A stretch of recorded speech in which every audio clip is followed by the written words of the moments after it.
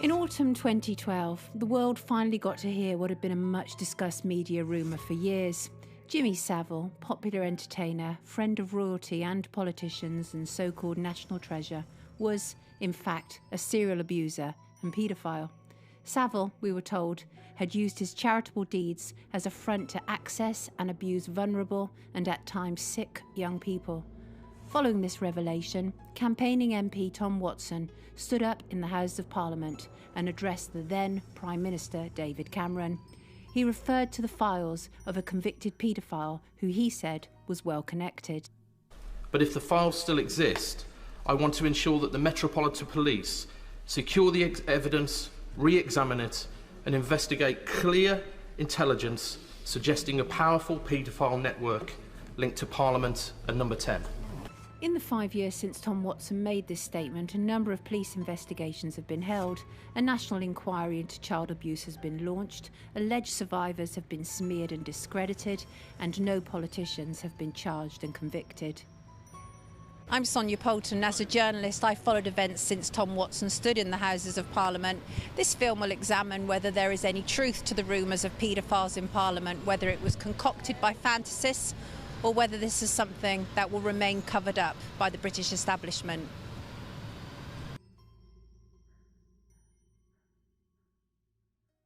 The 2012 revelations about Jimmy Savile had stunned a nation. For many, Savile was considered a national treasure for his work with numerous charities. A consummate showman, Savile had enjoyed fame and all the trappings for decades. He was at the heart of the media establishment, having been one of the BBC's stars, and he was also a great friend of royalty and politicians. Many people were shocked to learn that Savile had used his position to be a serial sex abuser and paedophile, much of it conducted in plain sight. When exposed, a year after his death, many of his former colleagues said they had heard backstage rumours about him, but they did nothing. At least 8 UK police forces over 50 years heard reports of his perverse and entitled behaviour. A report later concluded that Savile had at least 450 victims, no small number, and yet somehow the man now described as Britain's most prolific paedophile seemed to fly under the radar of public exposure and criminal prosecution. The question for many remains, why wasn't Savile caught when he was alive? Simple. He was protected by the British establishment. There is no doubt that Jimmy Savile, a working-class DJ from the north of England, had formidable influence in royal and political circles. Some insight into his power can be gleaned from his interviews. Here he is, during a popular 70s chat show, explaining how, without official permission, he took a young girl into the Queen's London home for his TV show, Jim Will Fix It. So I went to see a minder and said that I've got this situation and I'm bringing a friend in. So I said, listen, who's going to object to you? So I said, all right. This is a key insight and should not be underestimated. Even though Savile was a notorious name-dropper, it also reveals that his power was such that even the Queen's security would not stop him doing what he wanted in her house. That tells us something about Savile's influence in royal circles and beyond.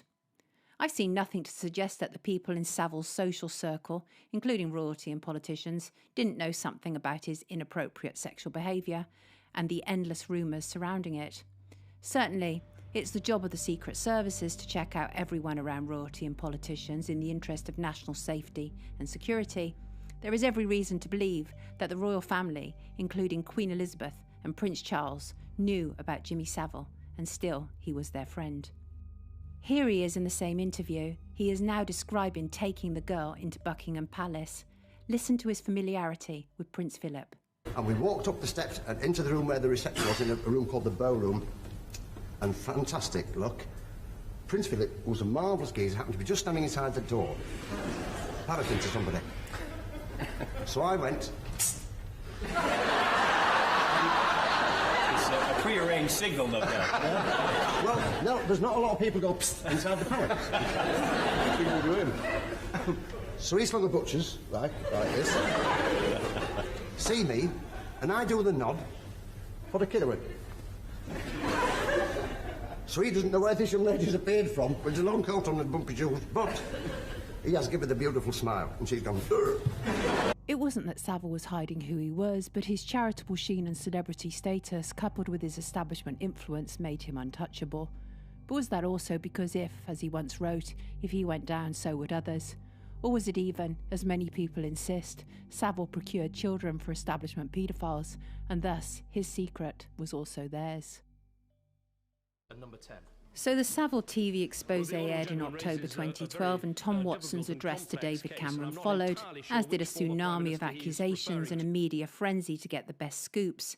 It wasn't a strong foundation for accurate reporting, given that some of the accusations were 40-plus years old, and evidence of child abuse is hard to find in current cases, much less in the deep past. It was a fertile ground for an assortment of agendas, and not all of it designed to get to the truth.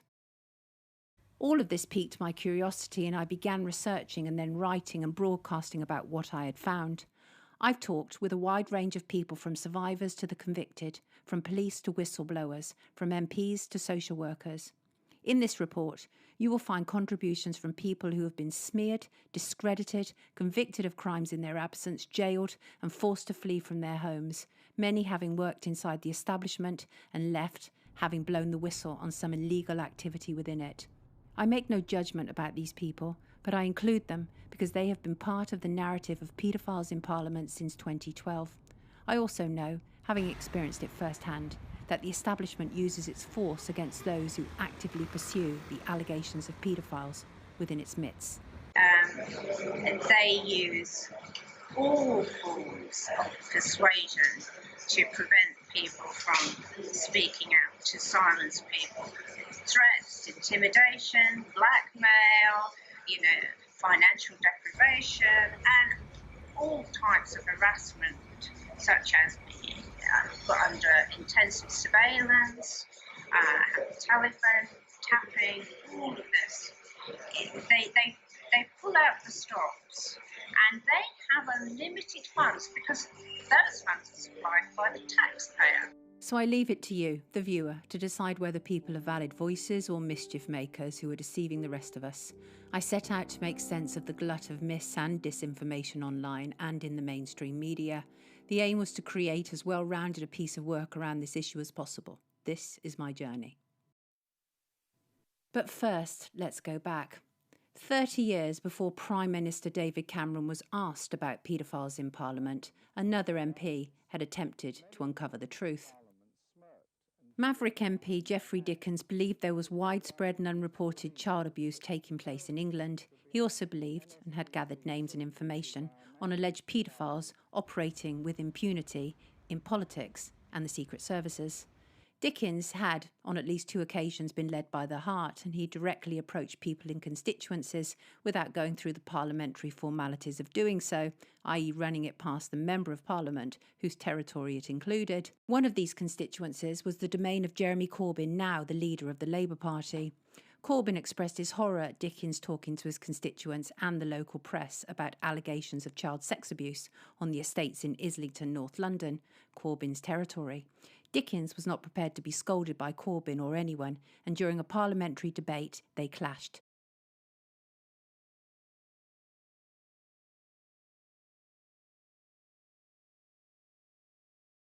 Geoffrey Dickens caused his fellow parliamentarians a great deal of irritation. He was seen as a loudmouth and an attention seeker who, given he had spent part of his childhood in foster care, had rigid views about traditional family values.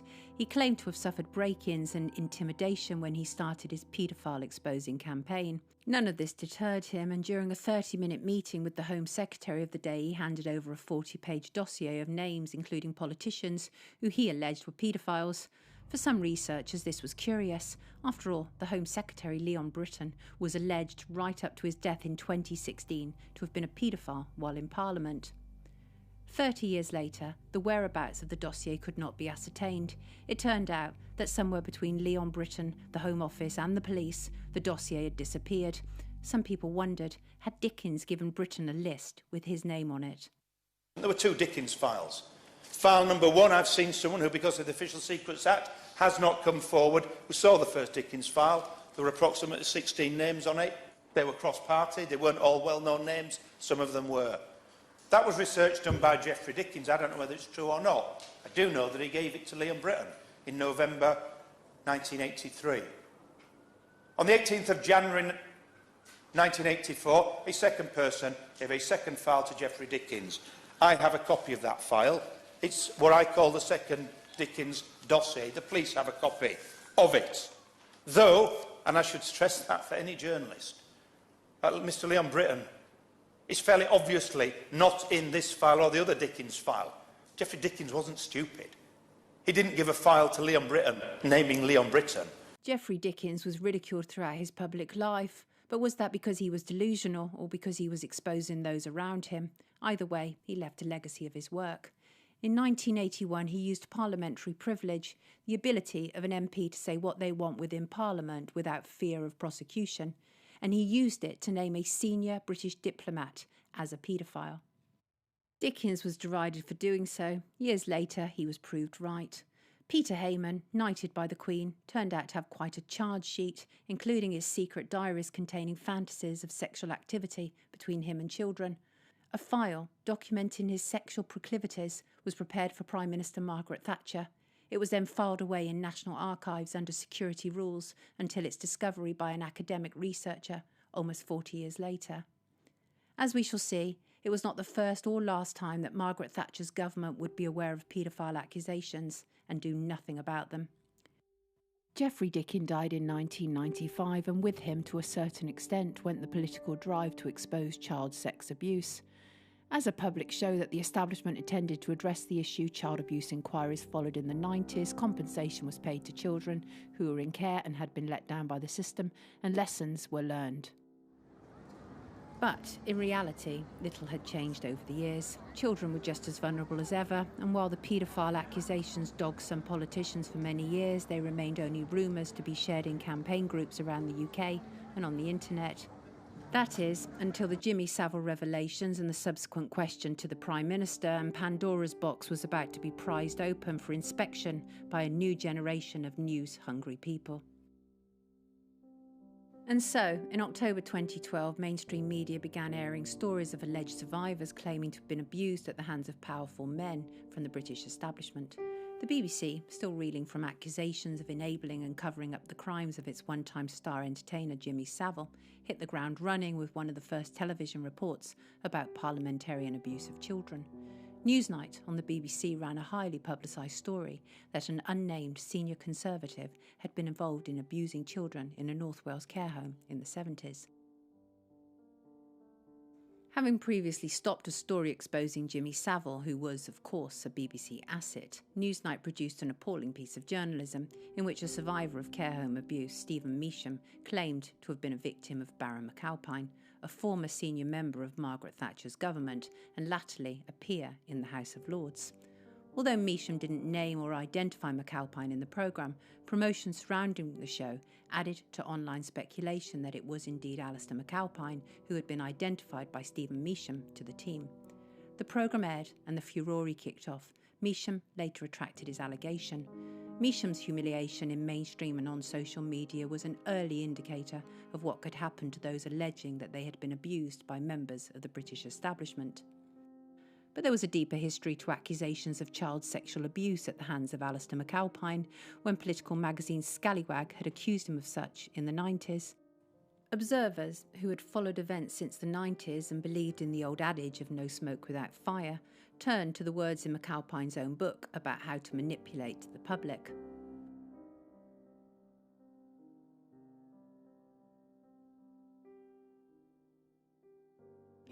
The autumn 2012 paedophile hunting climate intensified, and less than a week after the BBC's debacle, a presenter from a popular mid-morning TV show in the UK handed the Prime Minister, David Cameron, a list of alleged parliamentary You know pedophiles. the names on that piece of paper. Will you be speaking to those people? No, I think, Philip, this is really important, right? Because there is a danger, if we're not careful, that this can turn into a sort of witch hunt, particularly against people who are gay. And I'm worried about the sort of thing you're doing right now, giving me a list of names that you've taken off the internet. But this was not about homosexuality, but about child abuse, and Cameron conflating the two was not only an outdated stereotype, but also somewhat deceptive and misleading. It enabled the notion of a gay witch hunt in Parliament, and one that other people, who would later be accused, would draw on. For campaigners who had fought for years to have claims of establishment abuse listened to, Philip Schofield's action was welcomed as one way to break through the gatekeeping that surrounded allegations of parliamentary paedophiles. Others still were concerned that this would serve to put back the search for truth. Time would tell.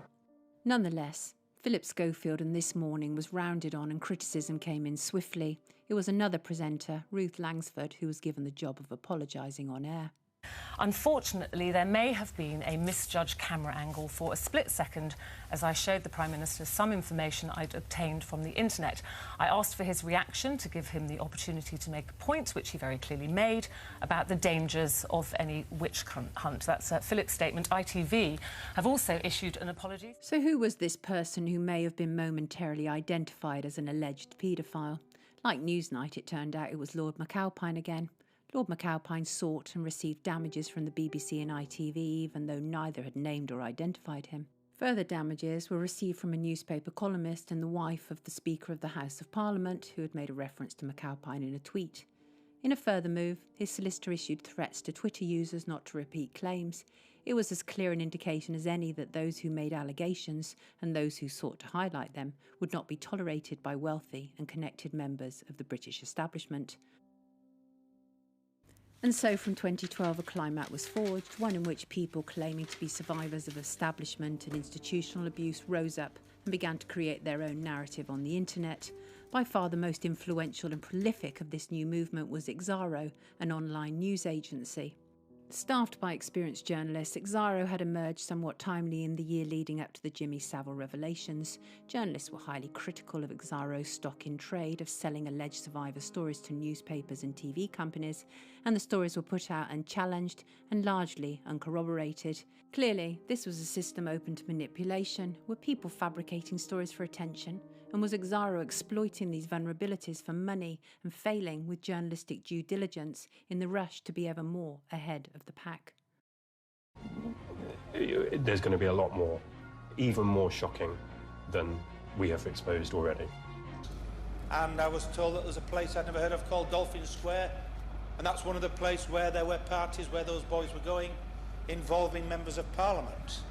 And I refrained from the detail that I was given. That was given to the police at the time. It's been given many times since, and the police told me about a year into that investigation that somebody on high had curtailed the investigation and stopped it. One alleged survivor to come through Xara's doors was Esther Baker, who waived her anonymity to give an interview to Sky News about, she claimed, a member of Parliament. This man was part of it for over 4 years. I know every part of that face. He was one of the, I'd say one of the core members. He was there quite often. I was one of his favourites. Some sections of mainstream media in the UK loathed Esther Baker, and she was deemed a fantasist and worse. The identity of the politician was unknown until the police investigation was dropped and the MP outed himself on his blog as the man at the centre of the mystery. As a journalist, I was familiar with John Hemming for his campaigning work with troubled families and single parents whose children were taken into care and some put up for adoption. His parliamentary work was characterised by fighting for the underdog and challenging power and authority. But in this post-Savile era, where good deeds and charity have been used as the perfect cover for abuse, I began to wonder, had Hemming gravitated towards the benevolent work primarily because of the vulnerability of the families involved? It's no longer unreasonable to ask that, although it is somewhat disheartening to have got here. I've talked with both John Hemming and Esther Baker, and my mind remains open. However, people are divided online, and in particular on Twitter, where Baker tweets regularly and defiantly against those who doubt her. She's been savaged in the media and at the hands of online trolls, but she remains staunch that she is telling the truth. In July 2018, in a turning the tables mode, John Hemming announced that the police would now be investigating Baker's allegations against him. In 2013, I interviewed John Hemming about corruption and paedophilia on the island of Jersey. What he said about that case could equally now apply to his own. Now, the truth of the allegations has not been tested in court. They haven't looked at that. So what you have is a situation where they've got a court order, initially a super injunction, a proper super injunction. I know what they are. Right. They got a court order that says you mustn't make allegations about these people because they deny them. Now, that stops all journalism. Anyone making anything, any negative comment about anything anywhere. And there's a sort of the point at which one should be concerned. Right. And one shouldn't say this is just something to sweep under the carpet. Some people around Esther Baker tell me she would welcome a day in court with the man she is accused of being her childhood abuser, but Baker herself responded with only this. But Esther Baker was not alone in going from being the accuser to the accused. Another alleged survivor was also facing his own court proceedings. Nick, who claimed to have been abused by a number of political and military men, was charged with 12 counts of perjury in July 2018. Nick, whose identity remains anonymous, detailed shocking stories for various media outlets. The police described what he said as credible and true, a stance they later regretted when a report slammed their conduct of automatically assuming that Nick was telling the truth. As Nick's case is live during the making of this film, we will adhere to reporting restrictions so as to avoid any danger of subjudice. However, we will address what is already in the public domain. Former Member of Parliament Harvey Proctor was one of the politicians at the centre of child abuse allegations. He was interviewed over 6 hours by police. In August 2015, Proctor took the unprecedented step of organising a press call at a central London hotel where he delivered a gasp-inducing and graphic speech for the assembled journalists. Nick stated that he was the victim of systematic and serious sexual abuse by a group of adult males over a period between 1975 and 1984. But Mr. Proctor was about to get even more graphic for the waiting press as he went on in detail about the alleged assaults. Mr. Proctor then stripped the victim and tied him to a table. He then produced a large kitchen knife and stabbed the child through the arm and other parts of the body over a period of 40 minutes. A short time later, Mr. Proctor untied the victim and anally raped him on the table. The other male stripped Nick and anally raped him over the table. Mr. Proctor then strangled the victim with his hands until the boy's body went limp.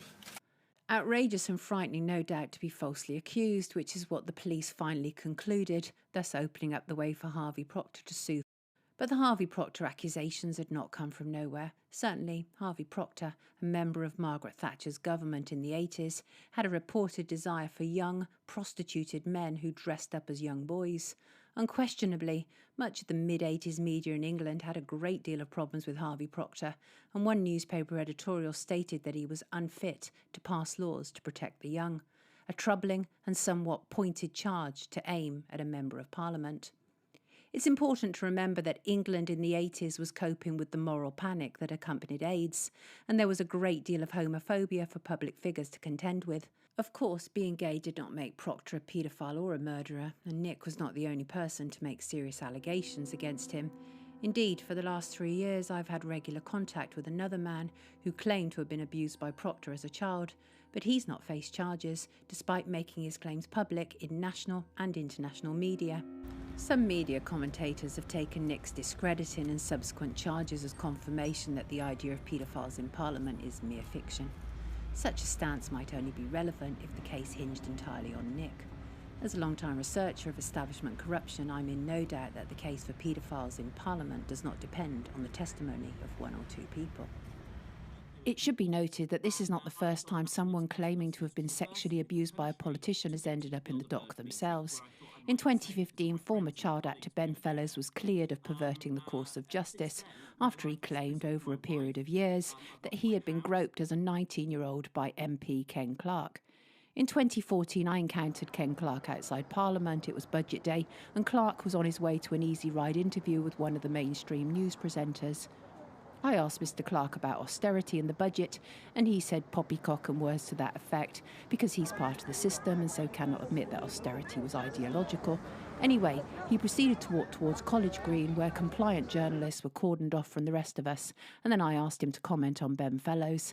At the mention of Ben's name, Clark lost his famous bluster, and when I mentioned a second time, he ducked under the rope that surrounded the media to get away from me. So Ben Fellows, he had his day in court, and he was cleared.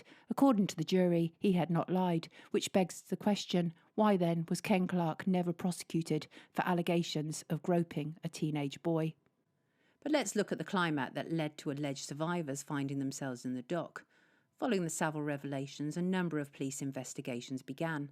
London's Metropolitan Police launched Operation Yewtree, which began by focusing only on Savile. By the time Yewtree's report was published in January 2013, 450 victims of Savile, a man once considered a national treasure, had been identified. Operation Yewtree also secured a number of convictions, most of them from Savile's era of popular entertainment. However, Yewtree was also criticised for ignoring at least 2 allegations of child abuse at the hands of former politician Clement Freud, another so-called national treasure. Freud, the grandson of psychotherapist Sigmund, came from the highly influential Freud family. In fact, Clement Freud's funeral was attended by famous names from showbiz, law and politics.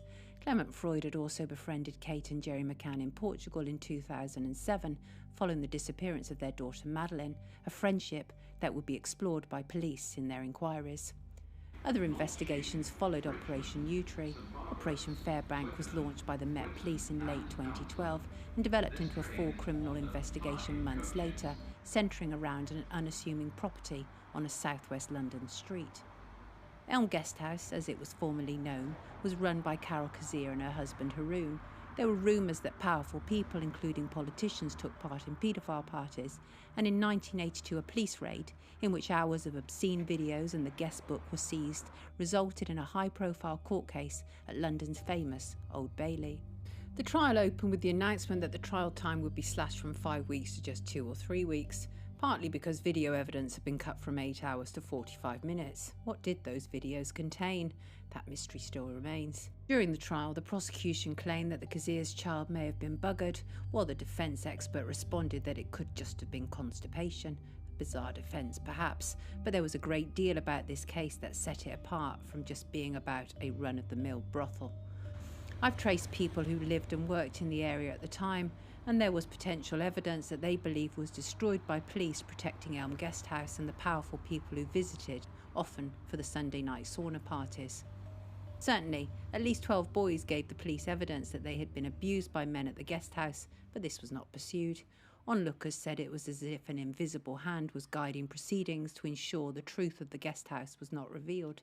The trial concluded with convictions of running a disorderly house. Carol Kazir was said to have committed suicide with an insulin overdose in 1990, but cynics said she was suicided. But what was the truth? In recent years, an infamous list was circulated online. It was said to have originated from people who worked with children in the South London borough and was of famous people who were alleged to have attended the Elm Guest House and for child abuse purposes. The man who compiled the list, Chris Fay, later expressed his concerns about the list having been made public, as the names of people, including intelligence agents, politicians and pop stars, could not be verified. Fay, it would later evolve, not only had served time for fraud, but was not above coaxing alleged survivors into telling stories to journalists, as this video reveals. It's an house. It's an old police officer's house. It's been made into an interview. You were later taken to London, weren't you? Mm-hmm. When they took you on that walk? Could have been. Earl's Court. The officers at Earl's Court, yeah? Maybe, I don't know. Oh, right. But yeah. So Fay, who had informed much of the debate about Elm Guest House, was discredited, but did that also mean that there was no basis to his allegations? No, it did not, and my research suggests that there was a great deal of establishment activity at Elm Guest House, and which had been successfully denied since the original case in the 80s. Certainly, while much of the Elm Guest House list cannot be verified, the police have confirmed that at least one Member of Parliament did visit the house. Cyril Smith, later revealed to be an extensive abuser of children, was known to be a guest. Equally, the list does contain a number of people who now have convictions for child sexual abuse, including original BBC Radio 1 DJ Chris Denning. But there is more that police believe, although have been unable to prove in the intervening years, like, for example, the links between brutal paedophile Sidney Cook and the Elm Guest House. Was Cook also involved with the murder of an 8-year-old boy who disappeared near Elm Guest House in July 1981 following a celebration to mark the wedding of Princess Diana to Prince Charles? Certainly, the parents of Vishal Mehrotra believe there may be truth to the rumour that their child was abducted and murdered to do with the perversions of visitors to Elm Guest House. On the day of the royal wedding, there were at least 2 fairgrounds in close proximity to Elm Guest House, and Cook, a fairground worker which enabled him to easily befriend young boys, could well have been working there. I am told that there are ongoing investigations into Vishal's murder. But there is more strangeness surrounding Elm Guest House, and which tells me that the full story is yet to be told. In researching, I've talked with people who worked in the London Borough of Richmond at the time of the Cashiers trial, including police and people working for the council. A witness statement from a child who was found at Elm Guest House on the night the police busted the place appeared to have been heavily censored and did not include the name of Leon Britton, who was mentioned by the child. I have obtained some of Kazir's inquest documentation, but much of it has been withheld. Does it reveal information that would further confirm the presence of politicians abusing young boys at Elm Guest House? Mary Moss, like Chris Fay, was involved in the original case. She actually implicated politicians for being at Elm Guest House. It's really strange being outside here. This, of course, is the former Elm Guest House, of which people have heard many, many stories, but the truth remains, nobody has been brought to justice. And was it the case that the perpetrators who visited Elm Guest House are just too powerful to be brought to book? As we have heard, in 2013 the search began again for Geoffrey Dickens' initial dossier. Home Office review concluded that the dossier, which was certainly linked to information on Elm Guest House, had not been retained. A missing dossier full of alleged paedophiles had gone missing. No wonder public confidence in politicians had sunk to an all-time low. It should be noted that paedophile allegations are not limited to one political party, but across all parties. Some have been investigated by the police, while others were curtailed by police, secret services and government, and sometimes the Crown Prosecution Service, whose job is to decide which cases stand the best chance of successful prosecution, decide not to carry on with the charges after all. Lazy media and columnists with agendas have too often created a flawed assumption that no charge equals innocence, but that is not true. The case has just not had a chance to be tested in a courtroom.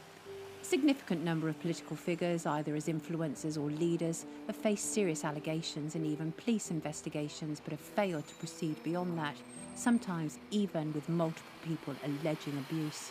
The case of Greville Janner is perhaps the most extraordinary in this regard, but there are others too that we shall look at.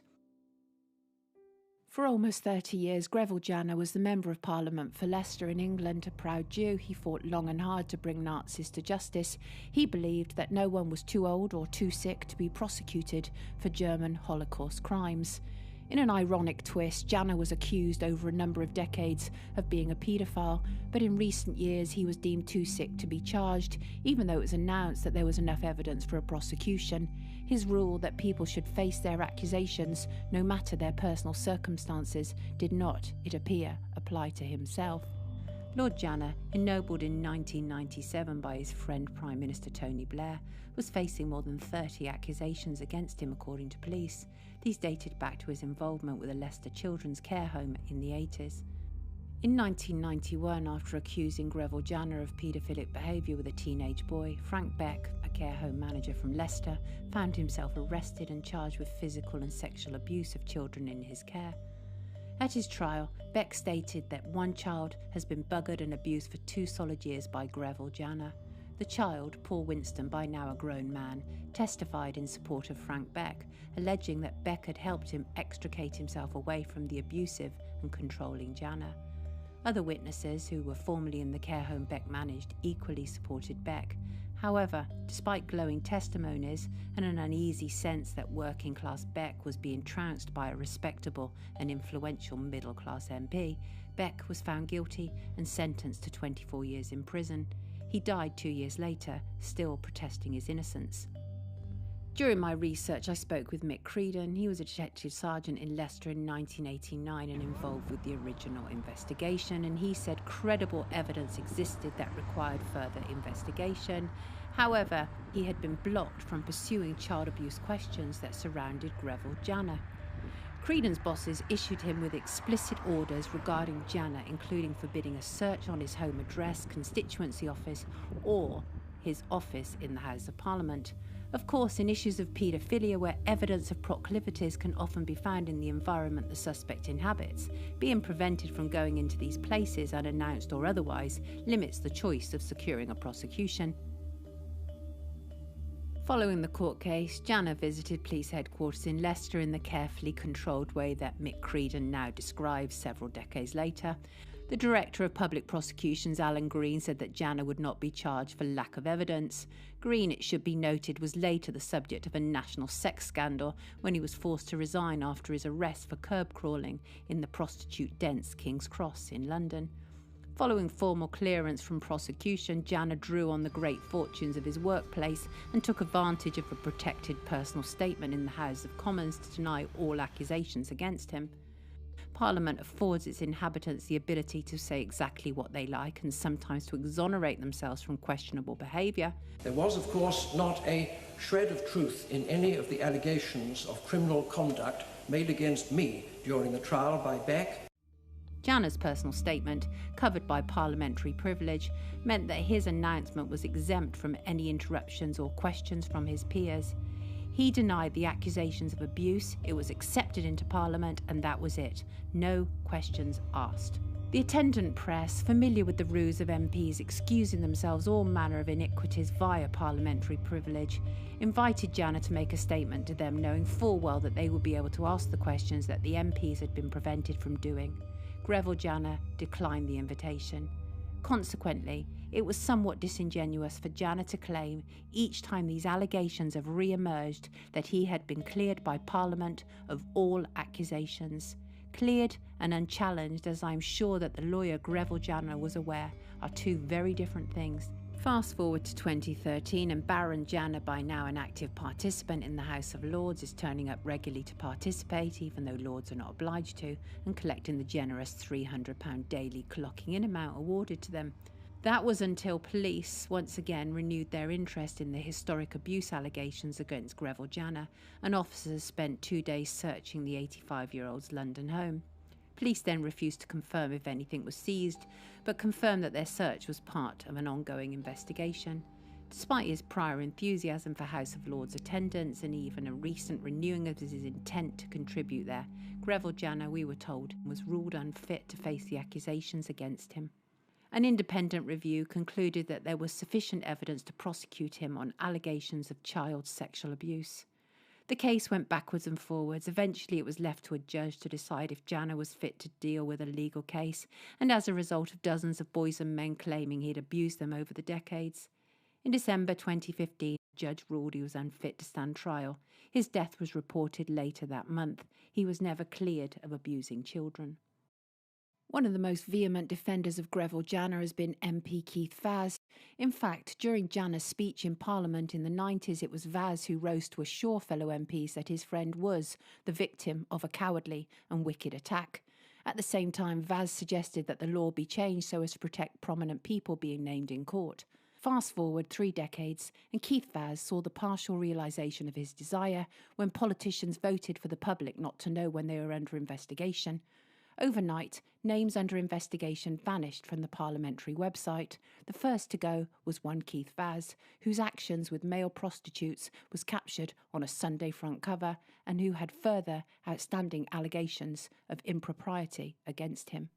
In 2015, Wiltshire Police announced that they would be investigating multiple allegations of child sex abuse at the hands of former British Prime Minister Edward Heath. Edward Heath was perhaps most famous for taking England into the European Union in 1971, an act that parliamentary contacts insist was a result of him being blackmailed as a child abuser.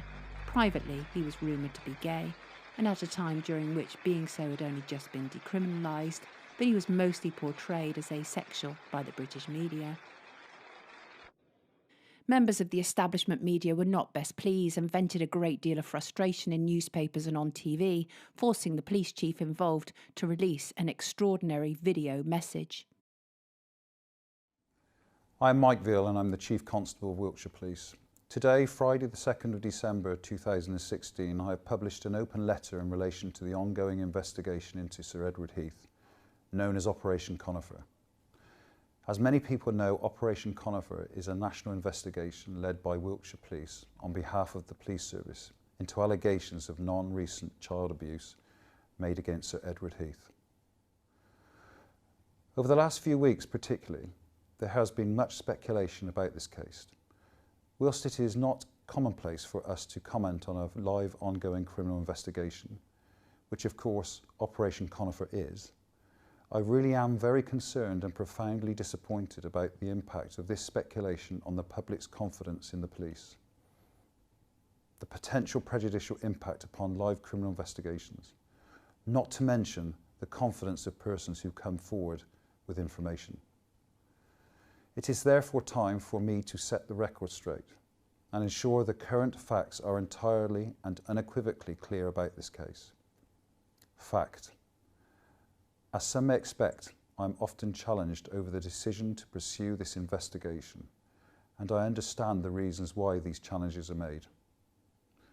But it's important to ask the question, if the force had received allegations of non-recent child abuse against a former Prime Minister and done nothing, what would the reaction have been? Campaigner Robert Green, who has been smeared by mainstream media, has this to say. But I couldn't quite understand why they were actually attacking the police at this point, because surely if there had been no evidence about Sir Edward, he would have been exonerated, and that would have pleased presumably all the people who thought he'd done no wrong. So I couldn't understand why this sort of preemptive strike was made on the Chief Constable, who was only acting in accordance with his duties as a police officer. It wasn't just newspapers the Chief Constable was referring to, but potential attempts at political interference from a man who has been known to jump in before. Yes, indeed, Keith Vaz was up to his old tricks. In the early stages of Operation Conifer, Vaz wrote to Mike Veal, inquiring about details that the experienced policeman found highly unusual and highly inappropriate. In order to understand the climate at the time, this recording captures how politicians were protected and their indiscretions covered up while brownie points were stored. With any sense who was in trouble would come to the whips and tell them the truth. They'd say, no, I'm in a jam, can you help? It might be debt, it might be scandal involving small boys, or any kind of scandal which a member seemed likely to be mixed up in. They'd come and ask if we could help. And if we could, we did. And we would do everything we can, because we would store up brownie points. That sounds a pretty nasty reason, but it's one of the reasons. Is if we can get a chap out of trouble, then he'll do as we ask forevermore. But I'd say the really nasty thing about the Savile Ring is that boys were disappearing off the yacht, and we assume they were thrown overboard, right, because there are only two. When the yacht was recovered, Morning Cloud, there were several Morning Clouds, I think it was Morning Cloud 4.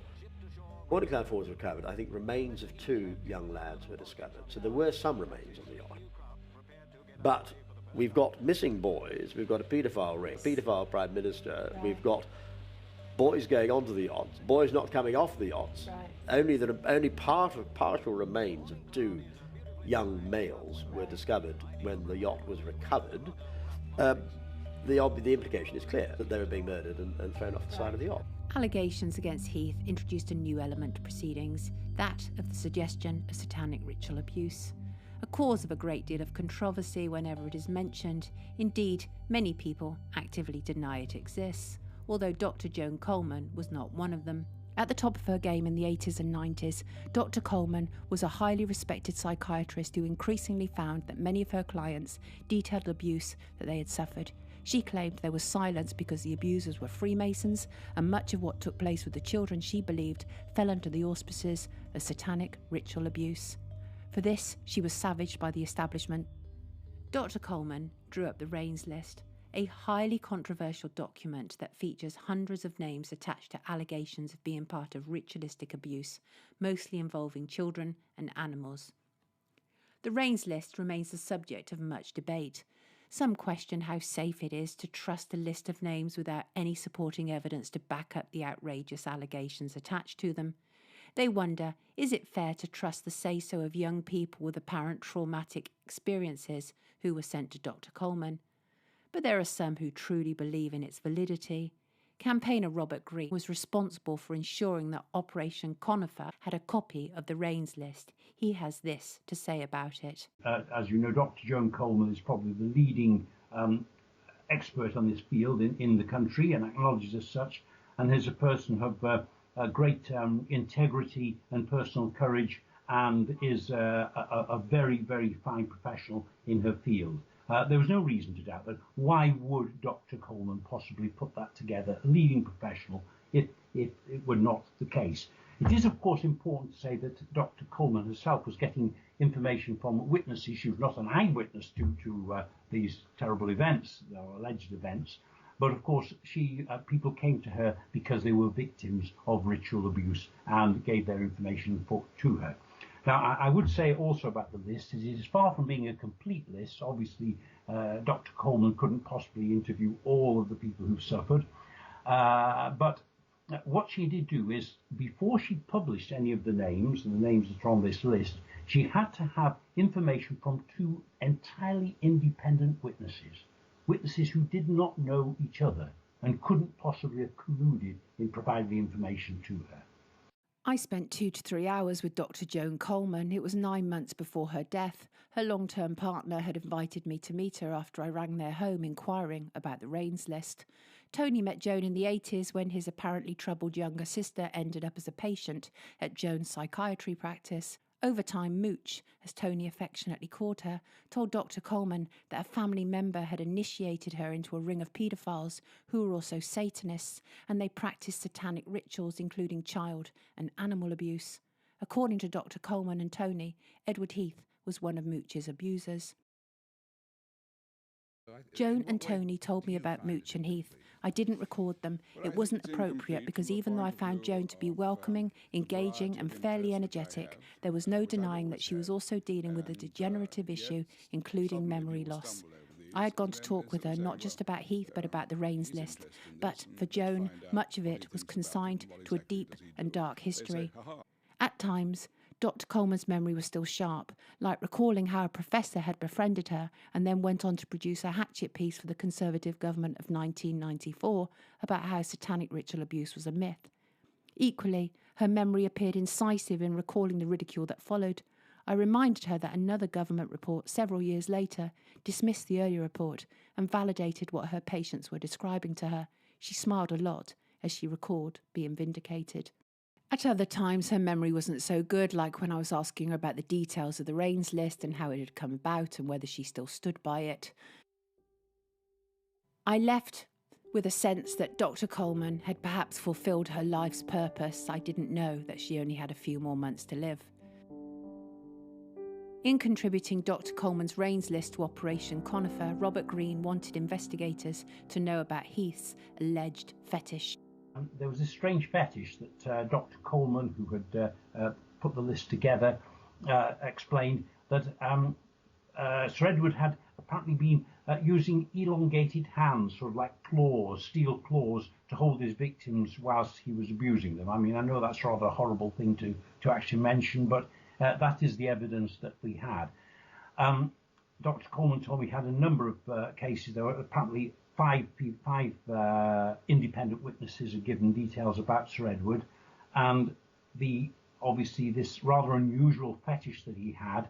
I thought, well, this is interesting because I did understand at that point that Chief Constable Veal was getting information from other police forces, and I thought it logical if different independent witnesses had described this strange fetish that he had, it would be logical to expect that complainants in other parts of the country would describe the same fetish. One of David Icke's earliest books, The Biggest Secret, he actually referred to Edward Heath yes, he did. On Jersey. Yeah. And Heath was made aware of these allegations 7 years before he died, and he did absolutely Well, he nothing couldn't. about They're it. true. There's no law. There's a common misunderstanding. There's no law against telling the truth. Right. But was it also really easy for Heath to sidestep what David Icke had said, because David had already been portrayed in a certain light anyway? We can dismiss what he's saying. Do you think that there was a degree of that? Yes, I mean... I'm Mike Veal, Wiltshire Police Chief Constable. Today, Wiltshire Police have published its report into Operation Conifer, the investigation into allegations of non-recent child abuse against Sir Edward Heath. Wiltshire Police, on behalf of the National Police Chiefs Council, took on this investigation knowing that due to the public prominence of Sir Edward Heath, both during his life and after his death, there would be significant public interest, comment and intense scrutiny. There have been many views expressed as to whether the police should investigate alleged offences committed by a deceased suspect. Notwithstanding the guidance, I believe this was the right moral thing, ethical thing and professional thing to do. But I appreciate that every case needs to be judged on its own merits. I am satisfied that there were compelling and obvious reasons to investigate allegations made about Sir Edward Heath. The allegations against him were of the utmost seriousness and from a significant number of people. I hope people will understand that given these circumstances, it would be an indefensible dereliction of my public duty as a Chief Constable not to have investigated such serious allegations against a former Prime Minister, even though he is deceased. People who are victims of abuse in the past, now, or in the future should be reassured. Reassured by the way in which Wiltshire Police have listened to victims and survivors, and reassured that no matter who the alleged perpetrator of abuse is, we will take your allegations seriously. We will investigate, no matter how difficult that may be. That said, I will remind you again that this investigation has drawn no inference about Sir Edward Heath's guilt or innocence in this case. Operation Conifer has now come to an end, and the ICSA's terms of reference are clear. This watershed moment regarding investigations of people connected to the establishment should not be underestimated. Decent and empathetic people struggle to imagine an adult harming a child, much less in a sexual way, even more so in a way that is described as satanic and ritualistic. However, this, as Geoffrey Dickens discovered, is part of the problem. In fact, it is that very disbelief that has served to protect paedophiles in British politics for decades, even when insiders have publicly told us what is going on. Peter Morrison was one of Prime Minister Margaret Thatcher's closest confidants and aides while she was in 10 Downing Street. They were close personally and professionally. So it was when her long-serving personal protection officer Barry Streven informed her that Morrison may be holding sexual parties with underage boys. Thatcher not only failed to act on this information, but she promoted Morrison shortly afterwards. Streven's words to Thatcher were witnessed by Archie Hamilton, Thatcher's personal secretary. Hamilton has since denied hearing that the conversation involved underage boys.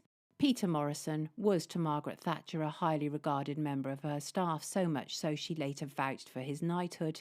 Given her enduring relationship with Savile and Morrison, as well as other men in her government who were accused of having a sexual interest in children, it's reasonable to ask, why did Margaret Thatcher appear to enjoy the company of men accused of being paedophiles? In 2013, I found myself in the curious position of reporting a former Member of Parliament to the Metropolitan Police. I told them that she had important information that could aid paedophile allegations against a senior aide of Margaret Thatcher. Former MP Edwina Currie, who these days makes her living as a right-wing media commentator, was on record with such knowledge, having proudly declared it in her autobiography. Shortly after, I was invited, alongside Edwina Currie, to do a newspaper review on BBC Radio. This segment is taken from a heated exchange between Edwina and myself, in which we are discussing further legal powers for Britain's secret services to spy on more people than ever before. Edwina believed in the idea that if you have nothing to hide, it shouldn't be a problem, but I disagreed.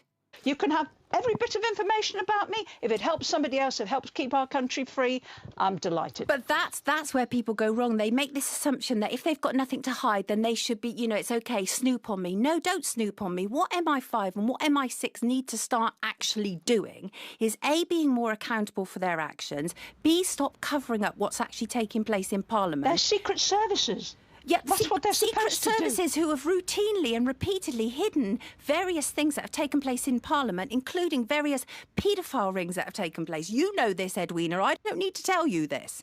You know, so these things. What have are been... you accusing me of, Sonia? Who's accusing you of Careful. anything? Do you know what, Edwina? I've never hidden anything. She's not accusing you. I'm not accusing you of anything, Edwina, but I do remember a really interesting tweet that you tweeted. Do you know what? We're not going to start talking about paedophile rings on this programme. Do you know... It's got nothing to do with what we're talking about all here. right. Later, I learnt that Edwina Curry, according to my Metropolitan Police contacts, was never a serious consideration for interview. Her words about paedophiles in Parliament enabled her to make money from her book, but little else. Of course, Curry being married to an ex-Metropolitan Police detective had nothing to do with her not being interviewed about allegedly knowing about paedophiles when she was in Parliament. During research, I have come to understand that there are too many people who want to make sensationalism out of the story of paedophiles in our Parliament, and people have swayed from one extreme to another, either denying all existence of paedophiles or claiming that everyone is at it. But the fact remains, most children are abused in a home setting. Some 90% of child abuse is at the hands of someone known to the child.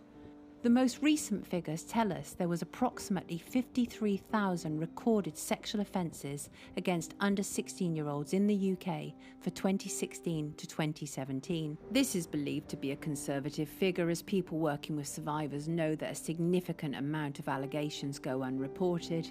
Certainly, the treatment of Esther Baker and others who have made allegations public will not have encouraged people to come forward. One has to wonder, is that the aim?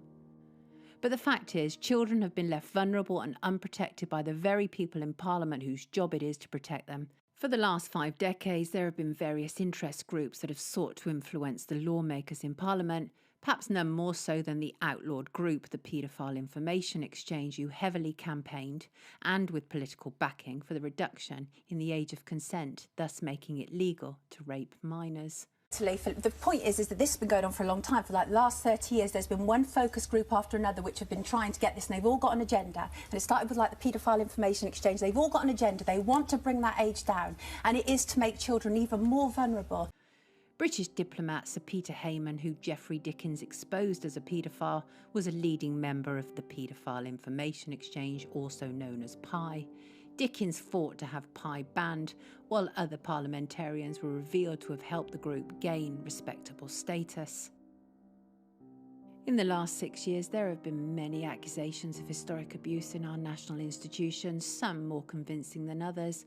Nonetheless, it became apparent that this time this issue was not going to go away. So the British government were forced into action to attempt to quell the rising public anger, and a review of information held was ordered. Unquestionably, the British government, both under David Cameron and Theresa May, have sought to control the narrative right from the beginning of these most recent events. In July 2014, a year before announcing the child abuse inquiry, Theresa May, then Home Secretary, organised a report to be co-authored with the director of the NSPCC. The Wanless and Whittam report was limited from the outset. The terms of reference were limited strictly to what the Home Office knew about child abuse accusations regarding parliamentarians in the 70s and the 80s.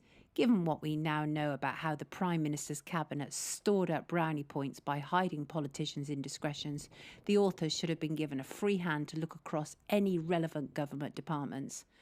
When the report was published, the authors rebuked Parliament for failing to disclose information. It was clear that the British government had been forced kicking and screaming into examining the allegations of child abuse within its own ranks, and anyone given the task of uncovering what appeared to be multiple cover-ups would be obstructed and hampered in their job.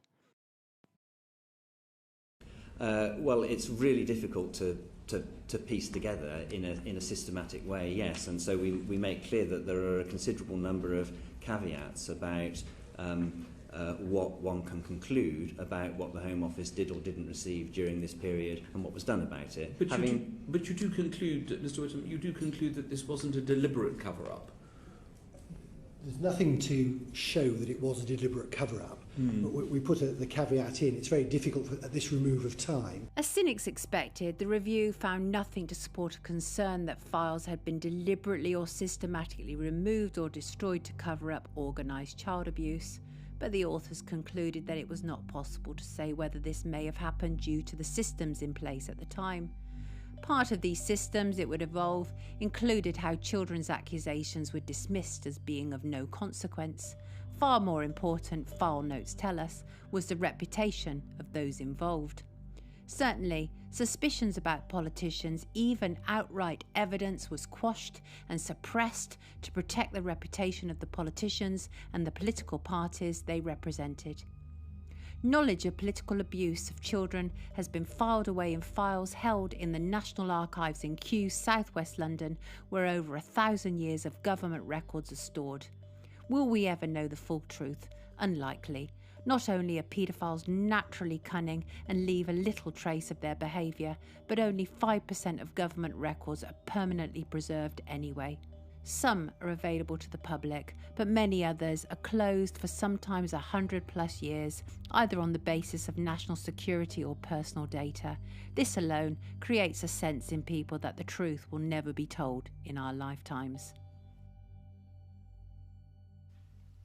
From the moment in July 2014 when Theresa May, the then Home Secretary, announced that there would be a child abuse inquiry, much of it has been textbook bad and has served to confirm what cynics already believed about the government and the alleged cover-ups. As it stands, there are estimates that it could cost up to £100 million and last perhaps a decade. A decade where potential perpetrators, be they in government, local authorities or in the church, will either die off, as we have potentially seen with other alleged abusers, and where the momentum of rage that accompanied the initial idea of children being abused by powerful people in the British establishment has subsided and been replaced by something else to be angry about. Many campaigners and interested parties have expressed deep reservations about this child abuse inquiry, which has witnessed senior resignations, accusations of sex assault, and shifting and changing how the inquiry would conduct itself before even one survivor testimony was heard. The truth is, for all its different shapes, it's still a government-appointed inquiry, and yet people expect it to reveal the misdeeds of the establishment. It's a tall order. Whether by design or fault, Theresa May made a series of questionable appointments right from the start. The first chairperson, Elizabeth Butler-Sloss, was a retired judge and was at one stage the highest-ranking woman judge in the UK. She lasted in the inquiry all of 6 days. Campaigners were alarmed to hear of the potential conflict, given that Butler-Sloss's brother, the now deceased Baron Michael Havers, was not only the Attorney General for Margaret Thatcher's government, but also the Solicitor General for Edward Heath's. Clearly, two governments that had been subject to serious child abuse allegations that would need to be explored by the child abuse inquiry. It was clear that Elizabeth Butler-Sloss was a no-no if there was any hope of convincing people that the child abuse inquiry was anything but an inquiry to ensure an alleged cover-up continued. She stepped down. Well, obviously a number of discussions were held about the appropriateness of Baroness Elizabeth Butler-Sloss to head this inquiry. I myself believe that it was not only her integrity, her experience as a High Court judge, as President of the Family Division, but also as the individual who oversaw the Cleveland child sex abuse inquiry as well. So therefore bringing a historic expertise, or expertise in a historic issue, into the inquiry, that I felt was absolutely appropriate for her to be appointed to this role. That we absolutely defended Baroness Butler-Sloss's appointment. Of course we did. I put the name forward and made the appointment for her, and I continue to believe that she would have done an excellent job given her experience, her expertise and her absolute integrity. Campaigners, increasingly fearful that the truth would not be told, campaigned throughout for a judge who would be less establishment. Elizabeth Butler-Sloss outlined her concerns at such a suggestion. I worry that the victims, for whom I have the most enormous sympathy, but for them to be deciding who should become the person chairing it creates real problems, because if you do not have a position of authority, how are you going to be able to run the inquiry? You need someone who knows how to run things, and if you get someone from an obscure background with no background of establishment, they'll find it very difficult and may not be able actually to produce the goods. Critics considered this an extraordinary statement, given the fact that it was people in authority who were part of the alleged cover-up in the first place. That Theresa May had chosen such a well-placed establishment figure as the first chairperson said rather a lot about the intentions of the inquiry. Butler Sloss was replaced by the next chairperson, Fiona Woolf. Woolf lasted a month and a half before pressure kicked in sufficiently for her to step down. Woolf had set out to persuade the public via mainstream media that she was quite unlike Butler Sloss and not part of the establishment at all. But this was a farce. Woolf was not only mayor of the City of London, a place historically that has brought various pressures to bear on any sitting government, but she also lived in the same street and had socialised with Leon Britton, the former Home Secretary who had not only been accused of being a paedophile, but whose actions would be examined by the inquiry. It was becoming increasingly harder to argue that the child abuse inquiry was anything but a cover-up for crimes against children, and then the third chair arrived. I can tell the House that I plan to appoint Justice Lowell Goddard as the new chairman of the independent panel inquiry into child sexual abuse. Mr. Speaker, Justice Goddard is a judge of the High Court of New Zealand. She will bring a wealth of expertise to the role of chairman, and crucially, she will be as removed as possible from the organisations and institutions that might become the focus of the inquiry.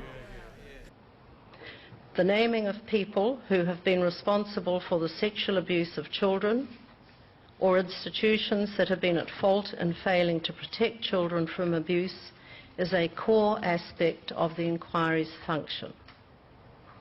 The 2005 Act makes it clear that while a statutory inquiry cannot determine criminal or civil liability, it can make findings of fact about alleged conduct that would amount to a crime or a civil wrong. That distinction is reflected in paragraph 10 of the terms of reference of this inquiry. Let me make it perfectly clear that this inquiry will use its fact-finding powers to the full and will not hesitate to make findings in relation to named individuals or institutions where the evidence justifies this. Lowell Goddard lasted all of 6 months, but her resignation left the most questions. She was forced to deny accusations of bullying and racism, and she refused to submit to a committee for questions. Contacts within the inquiry have told me that they wish to move on from issues about Lowell Goddard. When I inquired about the money that Goddard was paid and for doing very little, plus the accompanying perks, and yet she was able to leave without explaining fully why. I have met many people during this story, but I have yet to meet anyone who truly believes that the child abuse inquiry will get to the bottom of what has been going on. All these inquiries are set up to fail. They're designed to fail. Perhaps despite the good intentions of its current chair, Alexis Jay, who did great work as a social worker uncovering child trafficking and abuse in North England, this may be too big a secret to uncover.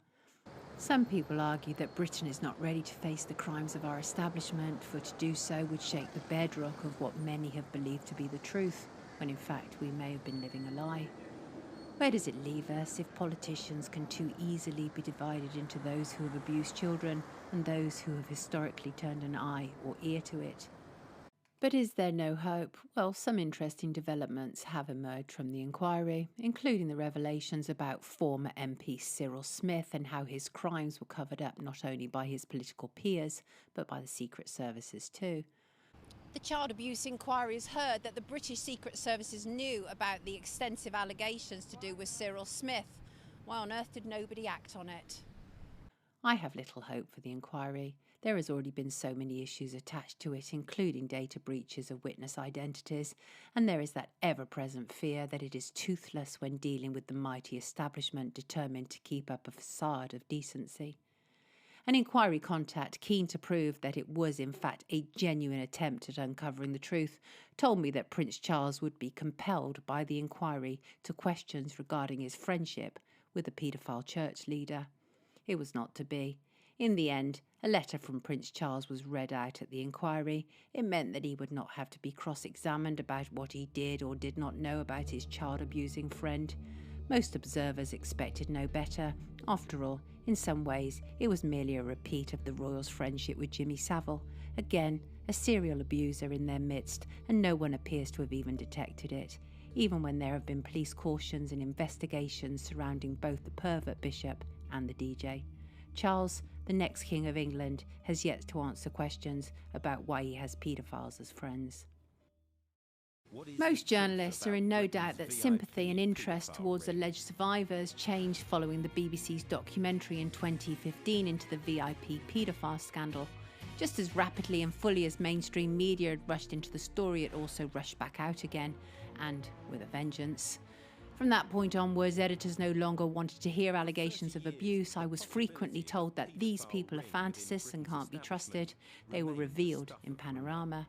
But I and others had many problems with Panorama's investigation.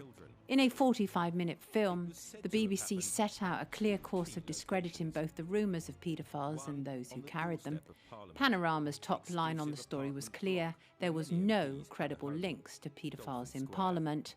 As one example of the BBC's economy with the truth, the reporter described this man like this. Another paedophile, a well-connected prep school teacher, was jailed for 13 years after Tom Watson's call for action. It was only when Tom Watson started making a noise about it and putting pressure on the police, they then opened an inquiry and they tracked down everyone who had been at school with me and found that about a third of them had been sexually abused by this master. And so with dozens of witnesses, they finally prosecuted him. But who was this unnamed prep school master? He was Charles Napier, a former treasurer of the Paedophile Information Exchange and half-brother of John Whittingdale, a powerful man in Parliament who previously held the role of overseeing media and culture, and that included the BBC. But more importantly, perhaps, Whittingdale began his parliamentary career working for both Leon Britton and Margaret Thatcher, two people who have been heavily implicated in the Paedophiles in Parliament scandal. Why didn't the BBC see fit to inform viewers of this, seeing as Napier had previously boasted that he could import child abuse images into Parliament via his connections? Could it be that Napier, having parliamentary connections, did not fit in with the narrative that the BBC wished to pursue? For many, Panorama's best bit was the unravelling of former social worker Chris Fay, who was largely, but not exclusively, behind the Elm Guest House accusations. The programme played heavily on Fay's previous fraud conviction. However, Fay's questionable stance had already lost credibility online, but Panorama framed him as one of the most significant voices to emerge regarding the scandal. This was a deliberate ploy to discredit the story. However, what was interesting was that they missed out a significant character and one who was ever present with Chris Fay regarding the rumours of paedophiles in Parliament: Bill Maloney. It was Bill Maloney, a survivor of an abusive care system. Maloney had become the outspoken voice for victims and survivors and had plenty of online footage detailing him accusing MPs of child abuse. In fact, one of his viral videos featured me. I had a small experience of working with Bill, but I found that his allegations, like much of those that existed within alternative media, was high on bluster, but not on any supporting evidence. Former E17 singer Brian Harvey has recently made a tabloid splash with his video in which he talks extensively about Bill Maloney and which features another character that Panorama used to discredit the notion of paedophiles in Parliament. David started making claims about VIP paedophile abuse in 1990. He'd met Chris Fay at a support group, and he says he was encouraged to name names. In fact, it was Bill Maloney who suggested I speak with Andrew Ash, and he told me that Andrew could name many abusers. I refused. It didn't sound like a good basis for a journalistic scoop. Andrew later spoke with two other national newspapers. Simon Cowell. Yes. Max Bygraves. Yes. David Frost. No. Alan Wicker. Yes. Richard Mallett. Yes. Ted Heath. Yes. Confirmed. Okay. Yes means Andrew had sex with them. I later discovered that Andrew Ash, by his own words on Panorama, was a man in need of psychiatric treatment, not a media hell-bent on wringing alleged paedophile names out of him. Nonetheless, the BBC used Andrew Ash just as he'd been used before to shut down allegations, and it worked brilliantly. The media climate changed, and that certainly led to not only the discrediting of alleged survivors, but the pursuing in law of them too. The BBC's power should not be underestimated. Many people still believe something is not happening unless the BBC report on it. And as people are now realising, the BBC has been far from an impartial and untainted source for news for many decades. British security services have been routinely involved in vetting people who are either employed by the BBC or regularly appear on the broadcaster. And so, what about current political leaders? Well, Jeremy Corbyn, the leader of the Labour Party, has been subject to a great deal of accusations of covering up abuse. A number of people have come forward, including a social worker, to claim that Corbyn ignored what was told about abuse in Islington. In fact, as we recall, it was Corbyn who clashed with Geoffrey Dickens in Parliament in the 80s, when Dickens refused to ignore what was being said about abuse in Corbyn's constituency. John Mann MP, who also came out asking for justice for survivors but has used many sticks with which to beat Corbyn, who he clearly loathes, issued an open letter to Jeremy Corbyn. Corbyn's people responded robustly, denying allegations and reassuring people that all would be tackled by the child abuse inquiry. Nonetheless, a shadow hangs over Jeremy Corbyn regarding what he did and didn't know about child abuse in his own community. There is no doubt that vulnerable young people were being abused in Islington's care homes, part of Corbyn's territory, and their plight came into sharp focus during the next stage of my research concerning a police investigation centred around Piccadilly Circus in the 1980s. Given that Parliament is attended by the biggest police force in the UK, the Metropolitan Police, how is it that the Met has routinely failed to apprehend parliamentary paedophiles? Could it be that the Met was infiltrated by people who were not only part of the sex abuse of children, but were also able to tip off those under investigation? The Independent Police Complaints Commission, the body that examines police conduct, has been unable to give me a current figure of how many allegations of impropriety concern their own officers and the issue of child sex abuse. In 2015, they were managing 29 separate investigations concerning the periods 1970 to 2005. In May 1986, an Islington social worker was jailed for 4 years for helping to organise a prostitution ring involving young boys and youths. Abraham Jacob, a former schoolmaster and a trainee priest, was arrested as part of Operation Circus, a police operation centred around Piccadilly Circus in London, which lasted 5 months and had over 100 officers working the case. Operation Circus interviewed hundreds of young people, many from care homes. It was coordinated from this station and overseen by this man, Commander Trevor Lloyd Hughes. However, Commander Lloyd Hughes had not been able to see this investigation through to completion, for he had died of a heart attack just over a week before Jacob Abraham was sentenced. On the Sunday following Lloyd Hughes' death, a newspaper claimed that he was under investigation for potential links to what was called a rent boy ring. Could it be possible that this exemplary cop, who the commander of the Metropolitan Police had paid tribute to, was part of the problem for young boys in Piccadilly Circus and not the solution? Right, on the night in question, I was on duty at Barnet Police Station. There was a telephone call that came into the station office as opposed to the command and control room, which was also at Barnet Police Station. As a consequence of that call, the station officer went to the control room, spoke to the sergeant in there, and a message was put out for the area car crew to attend a local station and call the control room. They were obviously assigned to something. We didn't know what they were assigned to, and off they went. Well, there then was a call for a section sergeant to attend an address, and consequently also a serving chief inspector who was called out from home to also attend this address. At this point, none of us knew what was going on. So later on in the evening, or the early hours of the morning as it was, we got together as a team for sort of morning tea and biscuits at sort of 4 or 5 o'clock in the morning, and the area car crew relayed to us what had happened at the address. Now, they told us that it had been to an address in Blanche Lane, South Mims, which was the home address of Commander Trevor Lloyd Hughes.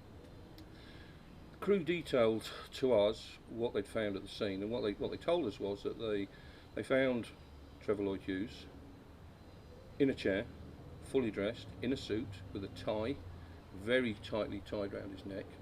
There was a note there, and he was surrounded by multiple vials of amyl nitrite.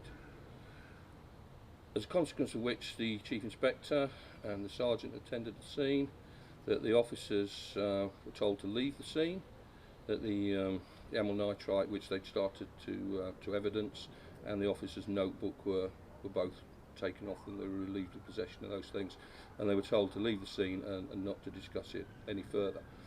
Now, throughout the rest of the night, there was absolutely zero radio communication whatsoever about this incident that was going on. Left 7 o'clock in the morning, I can't remember exactly, went home, came back the following evening. Now, when we got back the following evening, we known as parade, we went on parade, and then we were taken to another room where there was two gentlemen, both wearing suits. One of them didn't speak at all, and then one of them did speak to us. Don't know who he was. I can't even remember whether he was formally identified or not. Now, what we were specifically told was that the events of the evening before were likely to generate considerable media interest, and that under absolutely no circumstances whatsoever were we to speak to the media. We weren't even to speak to our wives and partners, and preferably not to discuss the incident between ourselves. If there were any approaches made by the media, then we were immediately to inform our inspector or the Chief Inspector, and they would handle it, but we were to make no comment on anything. We were sort of pre-warned that there could be something coming out at the weekend in the press concerning Commander Trevor Lloyd Hughes, which I found quite unusual, but hey ho, that's the way the police works. During the course of the night, I went into the station office, and back in the day, technology wasn't so advanced, and we had a teleprinter system. Now, every day we would get messages of consequence come over the teleprinter system, events that were going on, any major incidents, things of particular interest, and that was stored in a binder on the station officer's desk, along with something that's called an occurrence book, which is a handwritten book where certain things are put into it, sudden deaths being one of them. So I looked at this telecommunications from the Commissioner, which was, I think it was about 10 AM it was actually timed at, in which the Commissioner announced, or he regretted to announce, the death of the highest ranking officer to die in service, that being of Commander Trevor Lloyd Hughes, who died peacefully at home from natural causes, which again was completely contradictory to what we believed may have happened the night before, certainly on the evidence of the officers that attended the scene. Well, during the course of that night duty, I went to Potters Bar Police Station. Potters Bar Police Station was closed at night, only worked from 7 in the morning, I think, till about 10 at night, but we had access set. So I went to Potters Bar Police Station and I read the occurrence book.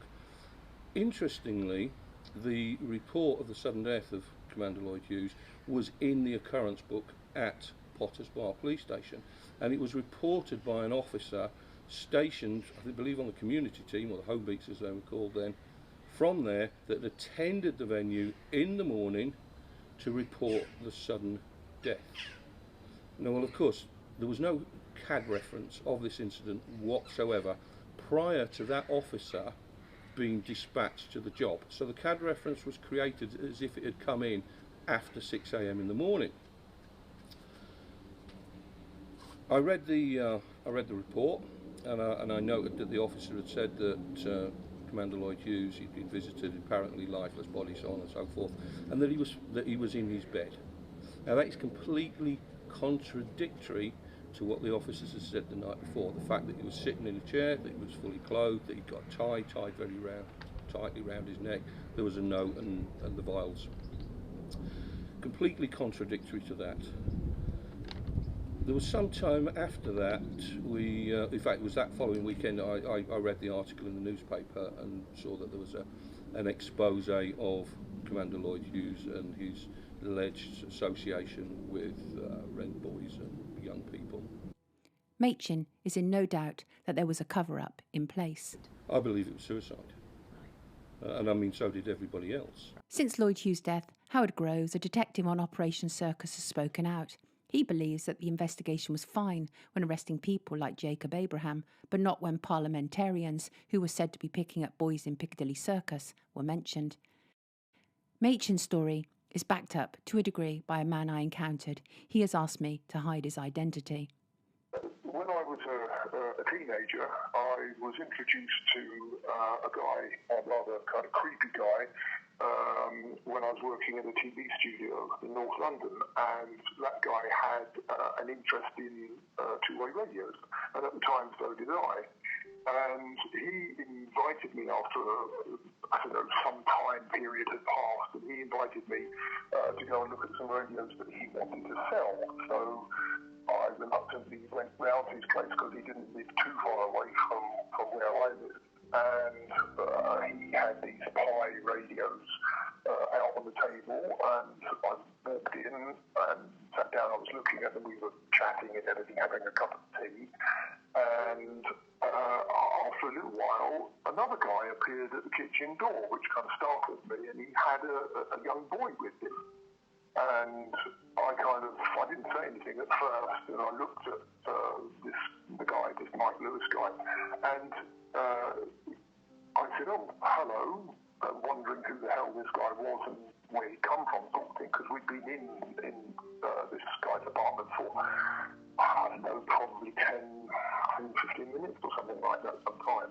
And I wondered what he'd been doing and who this kid was. So he said, "Oh, this is a friend of mine." And I said, "Do you have a name?" And he said, "Trevor." And I said, "Do you have a last name?" And he said, "Lloyd Hughes." And I said, "Oh, hi," sort of thing. And then I was looking at the boy, and I said, "And who's this?" And Trevor Lloyd Hughes said, "This is Martin." And I remembered his name because I have the same middle name. And then after maybe a few more words, which I can't remember, he said that he has to leave, but he was standing there and he was holding the boy by the arm, not by the hand, which I thought was a bit strange. It was almost like he was kind of reprimanding him or fearful that he might escape somewhere. And he said, "Well, we have to leave," and he disappeared out, and I heard the front door go. And that was it. But the interesting thing was, I have a photographic memory for faces, and I have fairly recently discovered, to my horror, that the boy who was with Trevor Lloyd Hughes that day was Martin Allen, a little boy who, he was probably a year or two younger than me, I should think.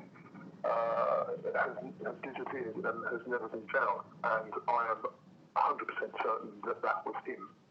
And it made the blood in my veins go cold when I saw that, because that suddenly, now that I know more about Trevor and the sort of things that he was into and up to, it really chilled me, and I think I missed the bullet on that occasion.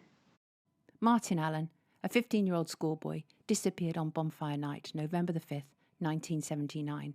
He travelled from his London school on the tube with the intention of visiting his older brother in Holloway Road, Islington.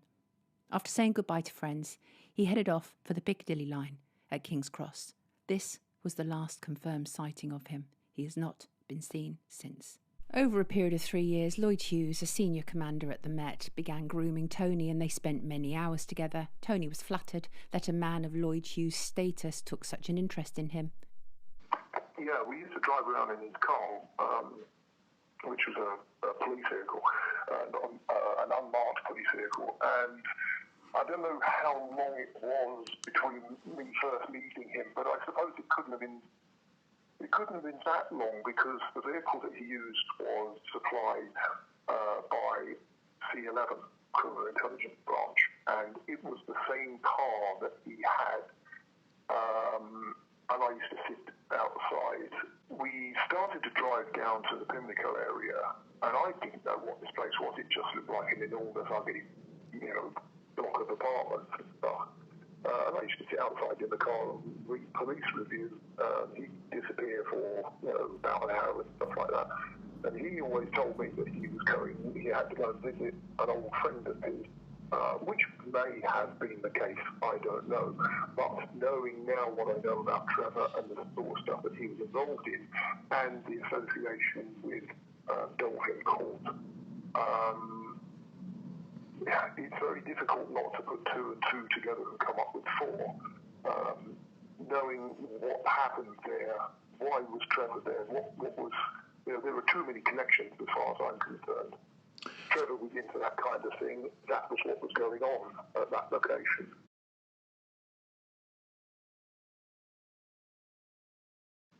It's not really something that I particularly want to go into the exact details, but needless to say, we went round to, I think it was the second or third flat that Lewis owned or had moved into.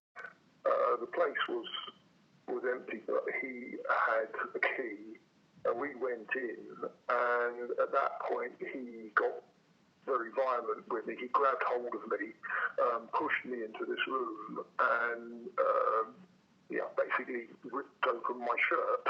I won't tell you what happened after that, but it was enough for me to, I just started screaming at him that I would speak to my friend who worked for MI5 and that I would tell him and that I'd have him thrown out the police.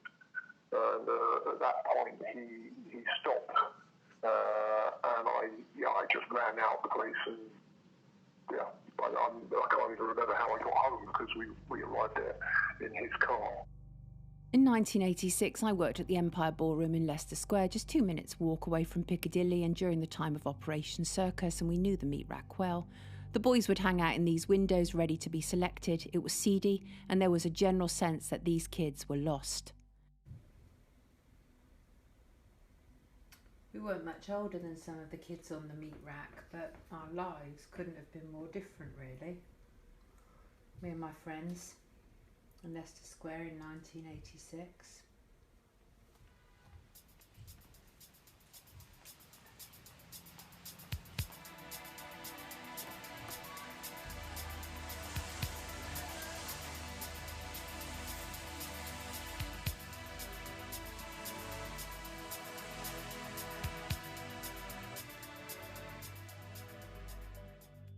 All this information on Trevor Lloyd-Hughes has been given to police, politicians, and even the Prime Minister Theresa May. No one has done anything. I have worked with other journalists on this, and other police who were there on the night of Lloyd-Hughes' death has been traced. They have refused to speak. The culture of silence persists. In 1993, the popular mini-series Prime Suspect aired. Written by Linda LaPlante. This stuff practically writes itself sometimes. Prime Suspect was about a tough female detective for the Metropolitan Police. She was played by Helen Mirren. The storyline was that of a bent senior cop linked to a rent boy ring in Soho, the district of the meat rack. Just as the cop was about to be exposed, he committed suicide. It was based on the Lloyd-Hughes story, with research supplied by a senior Metropolitan Police cop. During my 6-year-long investigations, I have been repeatedly warned of the dangers of investigating paedophiles. Certainly within months of my articles appearing in the national press, I had my own band of online trolls. After 2 years, there were thousands of tweets and blogs written about me, threatening to harm me and accusing me of the murders of survivors of child abuse. So the Metropolitan Police have decided that I need this. And this is a panic alarm. Now, the problem about a panic alarm is it makes you panic. And literally, if I have any reason to worry, I have to press a remote control I have, and this will automatically send a message that the police need to be dispatched ASAP. They really convict themselves by going after you. I mean, what am I trying to do? I'm trying to help children, trying to stop children being sexually abused. I mean, anyone who doesn't like that, really, well, they have a problem. The fact is, just because there hasn't been charges and convictions does not mean there are no paedophiles. The establishment, media, legal, political pulls together when one part of it is attacked. Paedophiles, by their very nature, are cunning and secretive. They test out people before revealing anything about their true natures because anything else does not fit in with their survival mode. If we looked at the correlation of people who have been sexually abused as children and long-term depression and unemployment, it may educate us enough to start to make a change. For all the campaigns of survivors and victims, what truly has changed? The dirty secrets of the British establishment remain hidden from general view. Some never made it even to the archives.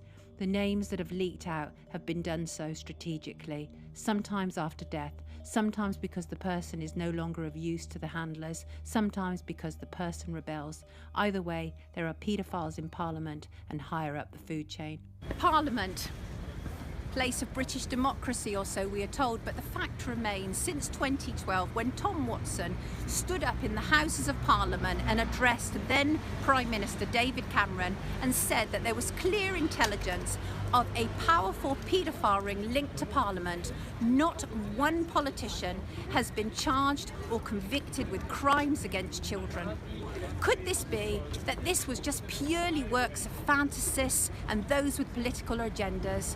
Or is it the truth that the British establishment will never allow its crimes to be uncovered, and what we are seeing is just one cover-up after another, and children who were abused by people in this house will never receive justice?